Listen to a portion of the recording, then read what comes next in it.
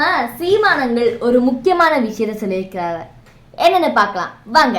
இப்ப நீங்க பொன்ராஜையா மேல கமிஷனர் அலுவலகத்துல மனு கொடுக்க போனீங்கல்ல, புகார் அளிக்க போன, அதுக்கு தகுதியும் நேர்மையும் உங்களுக்கு இருந்திருக்கும். நீங்க எங்க குடும்பங்களை பேசும்போது, என் மனைவிய, என் தம்பி சிவகார்த்தியின் குடும்பத்துல அவன் மகளை, ஐயா அன்பு சகோதரர் அஜித் அவர்கள் குடும்பத்தை பிள்ளைகளை, இதையெல்லாம் பேசும்போது நீங்க எங்க இருந்தீங்க? எங்க இருந்தீங்க? அது சரி, உங்களோட பிரச்சனையும் அவரு பார்க்கணும். அப்ப நீங்க எதுக்கு கம்பு சுத்தவா? அப்ப உங்க கட்சிக்காரங்க என் கட்சியில் இருக்க பிள்ளைகளை, மற்ற கட்சியில் இருக்க பெண் பிள்ளைகளை அவ்வளவு கேவலமா எழுதுறானே, வாய்க்கு சொல்ல முடியாத வார்த்தைகளை. நீ எல்லாத்தையும் சேர்த்து நான் எடுத்துக்கிட்டேன், மொத்தமா இவ்வளவு இருக்கும் எடுத்துக்கிட்டு நான் இதே கமிஷனர் அலுவலகத்தில் உங்க மேல புகார் கொடுத்தா அப்படி இருக்கும். எப்படி இருக்கும்? இப்படி பேசுறாங்க எங்க குடும்பத்து பிள்ளைகள் எல்லாம். அவர் கட்சி அவர் கண்டிக்கல.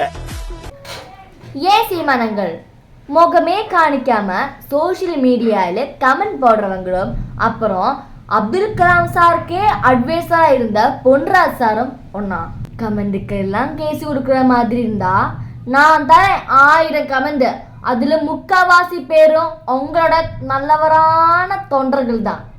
அவங்க தான் எனக்கு நிறைய ஒரு சின்ன புள்ளைன்னு கூட பார்க்காம அசிங்கமா எழுதி கமெண்ட் போடுறாங்க.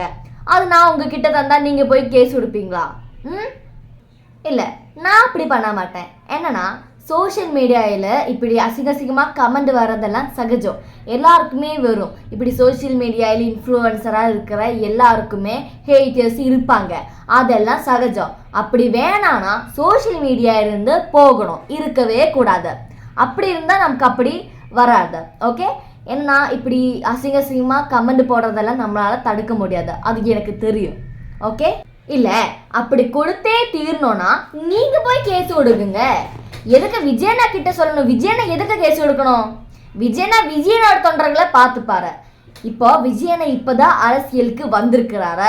விஜயனா இப்போ இன்னும் முதலமைச்சர் ஆகலை. அப்படி முதலமைச்சரா ஆவார ஆனா நீங்க போய் விஜயனா கிட்ட சொல்லலாம். ஏன்னா எல்லா மக்களுமே விஜயனாக்கு ஒரு மாதிரி, விஜயனா கண்டிப்பா கேஸ் கொடுப்பாரு. ஆனா இப்போ நீங்க உங்களோட தொண்டர்களை பத்தி நீங்க போய் கேஸ் கொடுக்கணும். விஜயனா தொண்டர்களை பார்த்துப்பாரு.